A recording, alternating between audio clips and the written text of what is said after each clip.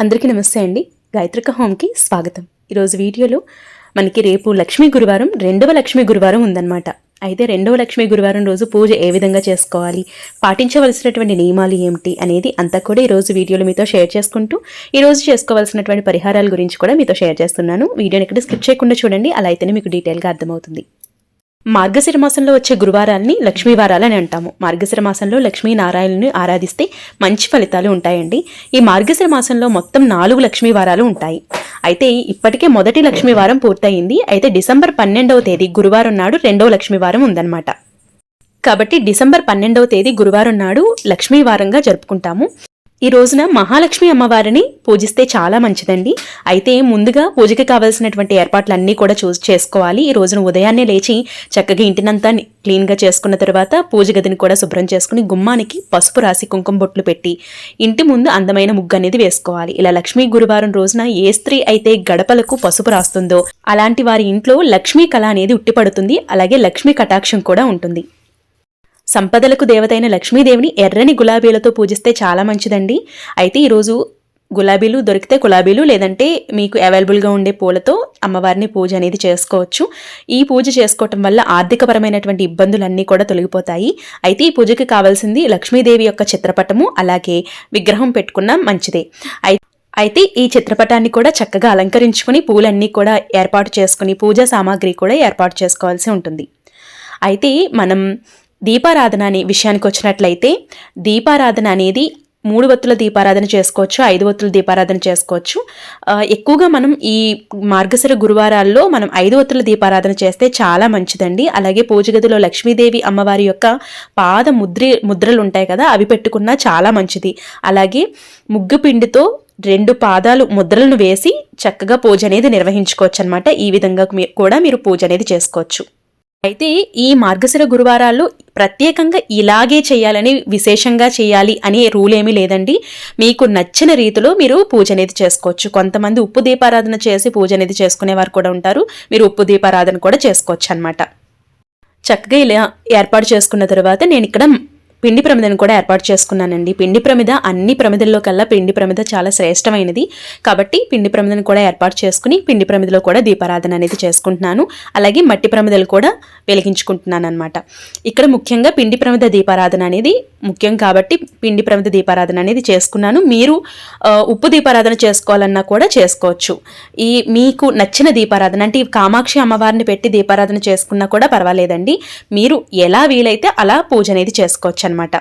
అయితే ముఖ్యంగా ఇక్కడ గుర్తుపెట్టుకోవాల్సిన విషయం ఏంటంటే మనం భక్తి, శ్రద్ధ, నియమనిష్టలతో అమ్మవారికి దీపం పెట్టడం, దీపాన్ని వెలిగించడం అనేది ఇంపార్టెంట్. అయితే ఇక్కడ మనం ఏ పూజ చేసినా, ఏ వ్రతం చేసినా ముందు వినాయకుడిని పూజిస్తాం కాబట్టి వినాయకుడిని చక్కగా పసుపు, కుంకుమ, అక్షింతలు, గంధము సమర్పించి వస్త్రాన్ని సమర్పించి ఈ పూజలో ఎలాంటి ఆటంకాలు లేకుండా చూడు స్వామి, మేము ఏ పని తలపెట్టినా అందులో ఎలాంటి ఆటంకాలు రాకుండా చూడు స్వామి అని నమస్కరించుకున్న తర్వాత లక్ష్మీ అమ్మవారికి పూజ అనేది చేసుకోవాల్సి ఉంటుంది. ఈరోజు తెల్లవారుజామునే పూజ అనేది చేసుకోవచ్చు అండి. బ్రహ్మముహూర్తంలో పూజ అనేది చేసుకుంటే చాలా మంచిదండి. ఒకవేళ అలా కుదరలేదు అనుకుంటే సాయం సంధ్య వేళలో కూడా పూజ అనేది చేసుకోవచ్చు. ఒకవేళ మీకు కుదిరింది అనుకుంటే 2 పూట్ల కూడా పూజ అనేది చేసుకోవచ్చు అనమాట. ఇవాళ అమ్మవారి యొక్క అష్టోత్తరాలు అలాగే నామాలు అన్నీ కూడా చదువుకోవచ్చు. అలాగే ఈరోజు కనకధర స్తోత్రాన్ని పఠించడం చాలా ఇంపార్టెంట్ అండి. కనకధర స్తోత్ర పూజ అనేది కూడా ఉంటుంది. అది కూడా చేసుకున్నా కూడా చాలా మంచిది. మార్గశిర గురువారాలు అనేవి చాలా ప్రత్యేకమైనటువంటి గురువారాలు కాబట్టి చాలామంది కనకధర పూజను కూడా చేసుకుంటూ ఉంటారు. అలా కూడా మీరు చేసుకోవచ్చు అనమాట. అయితే మనకి ఇప్పుడు ఉన్నటువంటి రోజులన్నీ కూడా మంచి రోజులండి. కాబట్టి మీరు కామాక్షి అమ్మవారి దీపాన్ని మీరు మొదటగా వెలిగించుకోవాలనుకున్న వారు కూడా చక్కగా వెలిగించుకోవచ్చు అనమాట. అయితే గుర్తుపెట్టుకోవాల్సిన విషయాలు అంటే పాటించవలసినటువంటి నియమాల్లోకి వెళ్ళినట్లయితే లక్ష్మీ గురువారం రోజున తలకి నూనె అనేది రాసుకోకూడదు అనమాట. తలస్నానం చేసే స్త్రీలు తలకి షాంపూ అనేది పెట్టుకోకూడదు. ఉట్టిగానే నార్మల్ వాటర్తోనే తలస్నానం అనేది చేసుకోవాల్సి ఉంటుంది. మీరు పూజ చేసేటప్పుడు దువ్వెనతో చక్కగా దువ్వుకొని జడ అనేది వేసుకుని పూజ అనేది చేసుకోకూడదండి. దువ్వెనతో దువ్వుకోకుండా జస్ట్ నార్మల్గా అల్లుకొని పూజ అనేది చేసుకోవాల్సి ఉంటుంది. మార్గశిర మాసంలో వచ్చే ప్రతి గురువారం రోజున ఇల్లంతా శుభ్రం చేసుకొని ఖచ్చితంగా ఇంట్లో పసుపు నీళ్ళు అనేది చల్లుకోవాల్సి ఉంటుంది. అలాగే ఈ రోజున ఇంటి గుమ్మం ఏదైతే ఉంటుందో అంటే తలుపు ఏదైతే ఉంటుందో దానికి స్వస్తిక్ గుర్తుని సవ్యమైన దిశలో వేయాల్సి ఉంటుందండి. చాలామంది స్వస్తిక్ సింబల్ని అపసవ్య దిశలో వేస్తున్నారు. సవ్యమైన దిశలో మాత్రమే వేయాలి. నేను అది ఆల్రెడీ వీడియో చేశాను, ఒకసారి చూడండి, డిస్క్రిప్షన్లో లింక్ అనేది ఇస్తాను. ఈరోజు ప్రత్యేకంగా అమ్మవారికి పసుపు కొమ్ములతో అర్చన అనేది చేసుకోవటం, లేదు అంటే అమ్మవారికి ఇష్టమైనటువంటి పూజా ద్రవ్యాలు అంటే చిట్టి గాజులతో కానీ, పసుపుతో కానీ, కుంకుమతో కానీ, లేదంటే పూలతో కానీ ఇలా చక్కగా అమ్మవారికి పూజ అనేది చేసుకోవచ్చు. పూజలో జవ్వాది పౌడర్ని ఉపయోగించండి, చాలా మంచి స్మెల్ అనేది ఉంటుంది. అలాగే అమ్మవారికి ఇష్టమైనటువంటి పూజా ద్రవ్యాల్లో జవ్వాది కూడా ఒకటి కాబట్టి జవ్వాది పౌడర్ కానీ లేదంటే అత్తరు కానీ ఉంటుంది కదా, అది కూడా మీరు ఉపయోగించుకోవచ్చు అనమాట. అయితే ఈరోజు ధనలక్ష్మి కుంచాన్ని కూడా పెట్టుకుని పూజ అనేది చేసుకోవచ్చండి. అంటే నేను చెప్పాను కదా, మీకు నచ్చిన రీతిలో చక్కగా అమ్మవారిని కొలవచ్చు అనమాట. ఇవాళ ఈ పలానా ఇలాగే చేయాలని రూల్ ఏమీ లేదు, మీకు నచ్చిన రీతిలో చక్కగా పూజ అనేది చేసుకోవచ్చు. అయితే ఈ మార్గశిర గురువారాలు అనేవి వ్రతంలా చేసుకునే వారికి ఒక పద్ధతి ఉంటుందండి. వ్రతం కాకుండా నార్మల్గా గురువారం చేసేవారికి ఒక పద్ధతి అనేది ఉంటుంది. అయితే ఈ వ్రతం ఆచరించి పూజ అనేది చేసేవాళ్ళు చాలా వరకు కొన్ని నియమ నిష్టలు అనేవి పాటించాల్సి ఉంటుంది. అయితే ఈ పూజ చేసుకోవాలి అని తలపెట్టినప్పుడు మీరు ఈ గురువారాల్లో ఏ గురువారమైనా చేసుకోవచ్చండి, ఇబ్బంది ఏం లేదు. ఒకవేళ మీకు మధ్యలో ఏమైనా ఆటంకం వస్తే ఆ వారాన్ని వదిలేసి మళ్ళీ వారం నుంచి మీరు మొదలు పెట్టుకోవచ్చు అనమాట. అయితే ఈ పూజ చేయాలి అనుకున్న వారు సాత్వికమైనటువంటి ఆహారం తీసుకోవాలండి, నాన్ వెజ్ లాంటివి ఏమీ తీసుకోకూడదు. అలాగే బ్రహ్మచర్యం అనేది పాటించాల్సి ఉంటుందన్నమాట. మీరు ఒకవేళ వ్రతం లాగా చేసుకోవాలి అనుకుంటున్నారనుకుంటే వ్రత కథ ఉంటుందండి, ఆ కథను కూడా చదువుకోవాల్సి ఉంటుంది.